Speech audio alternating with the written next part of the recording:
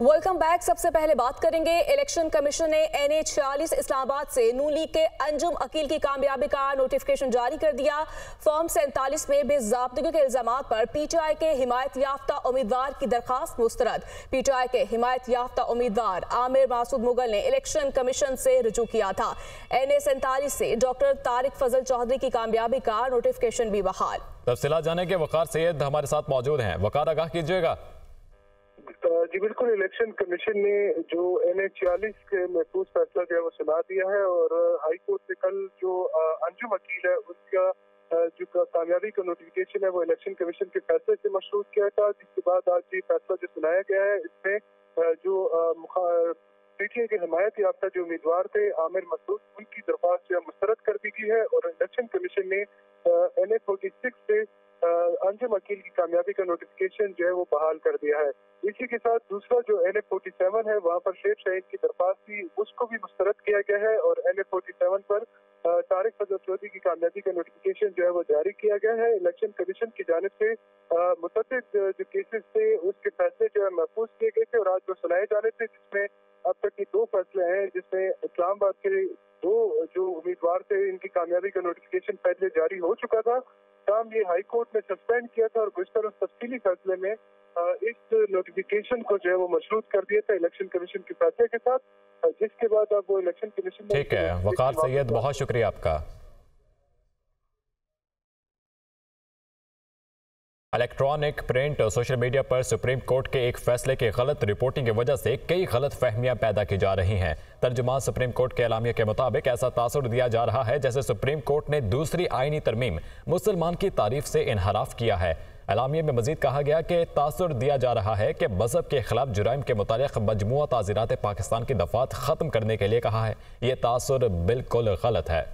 हालिया केस में मुकदमे की FIR में मज़कूरा इल्जामात को जू का तू दुरुस्त तस्लीम भी किया जाए।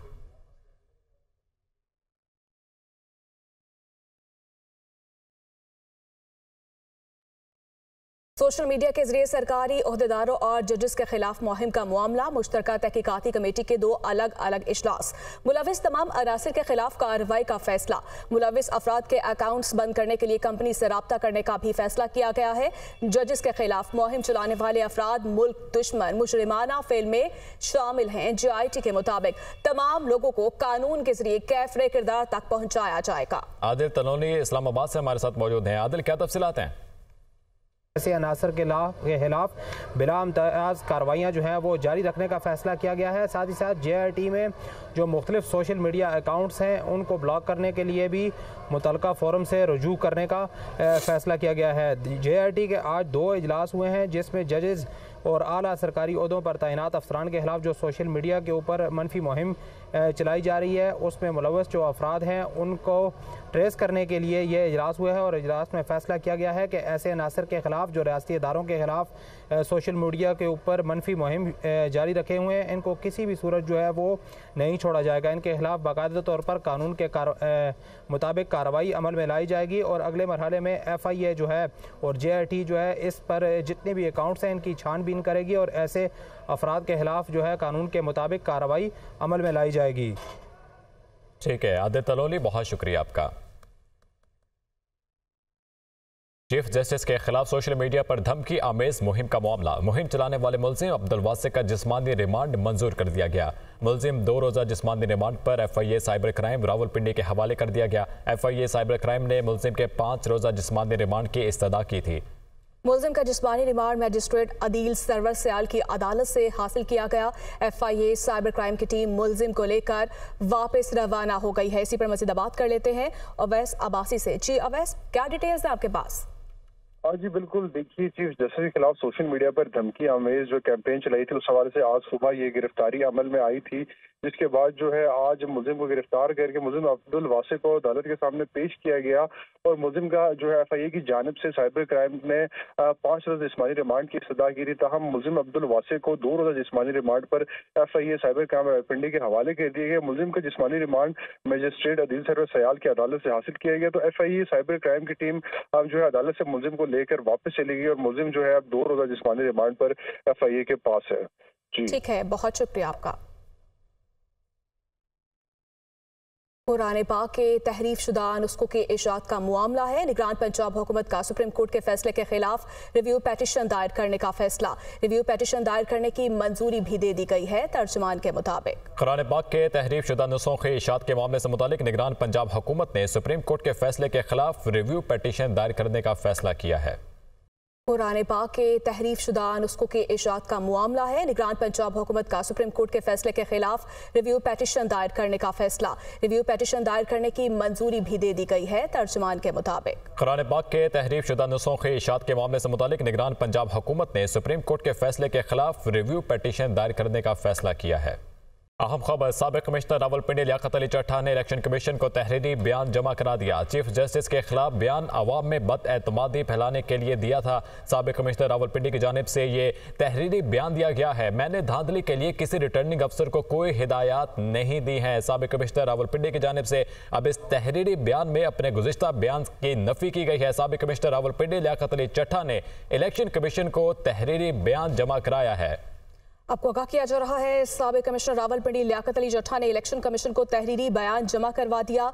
चीफ जस्टिस के खिलाफ बयान अवाम में बदएतमादी फैलाने के लिए दिया। इसी पर मजीद बात कर लेते हैं। अदिल वड़ाइच हमारे साथ मौजूद है। अदिल, बताइएगा, बयान हल्फी जमा करवा दिया गया?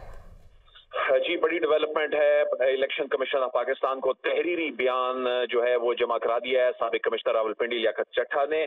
और अपने ये 15 नुकाती बयान में लियाकत अली चट्टा ने माजरत कर ली है। उन्होंने कहा है कि वो शर्मिंदा हैं कि उन्होंने एक झूठी प्रेस कॉन्फ्रेंस की और उनके स्टेटमेंट की वजह से मुल्क में क्यास और बेचैनी फैल गई। और उन्होंने कहा कि जो उनकी जानिब से इल्जामात लगाए गए हैं वो बुनियादी तौर पे एक कोऑर्डिनेटेड एक प्रेस कॉन्फ्रेंस थी। पाकिस्तान तहरीक इंसाफ का इस सारी सूरत हाल में इन्फ्लुएंस था। और उन्होंने ये बताया कि 2018 के जनरल इलेक्शन में जब पाकिस्तान तहरीक इंसाफ ने पंजाब में हुकूमत संभाली तो उसके बाद वो सीनियर पोजीशंस पर वहां पर रहे।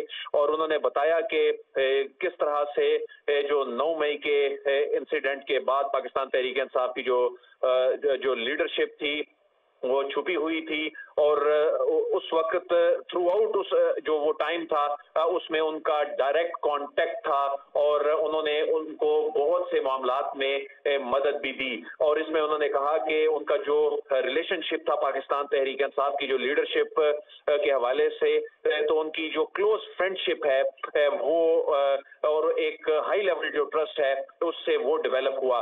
तो उन्होंने बताया कि पाकिस्तान तहरीक इंसाफ के जो रहनुमाओं की जानिब से इस जो प्रेस कॉन्फ्रेंस की गई थी उनके साथ ये कोऑर्डिनेटेड एफर्ट थी। और इसमें जो इल्जामात लगाए गए चीफ जस्टिस ऑफ पाकिस्तान का जो नाम लिया गया, अगरचे उनका कोई रोल नहीं था इस इलेक्शन के हवाले से, इस इंतखाबात के कंडक्ट के हवाले से, लेकिन उनका जो नाम लिया वो भी पाकिस्तान तहरीक इंसाफ के कहने पर लिया।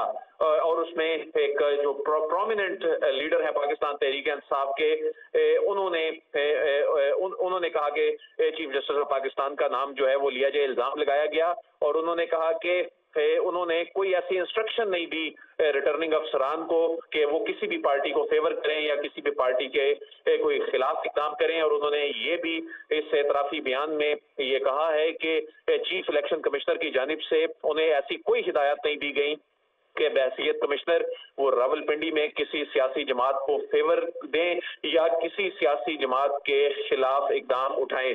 तो उनका जो बयान है, उन्होंने कहा कि उनकी जो ये प्रेस कॉन्फ्रेंस है, इस प्रेस कॉन्फ्रेंस ने एक क्यास पैदा किया, एक मैस पैदा किया मुल्क भर में, जिस पे वो शर्मिंदा हैं, वो बड़े एम्बैरेस्ड हैं, वो अशेम्ड फील कर रहे हैं। और उन्होंने उनकी जो प्रेस कॉन्फ्रेंस थी ये एंटी स्टेट थी और ये जो प्रोपेगेंडा था, उनका जो बयान जो वो प्रेस कॉन्फ्रेंस के जरिए उन्होंने किया। और उन्होंने कहा कि उनकी इस एक्टिविटी से, उनके इस इक़दाम से पूरी जो ब्यूरोक्रेटिक फ्रेटर्निटी है उनको शर्मिंदगी का सामना करना पड़ा और वो मुल्क भर के ब्यूरोक्रेट से शर्मिंदा हैं और उनकी जो रेपुटेशन खराब हुई और उनके जो सीरियस एलिगेशन जो है उन्होंने लगाए। अदिल वड़ाइच, बहुत शुक्रिया, आप हमें तफसीलन आगाह कर रहे थे।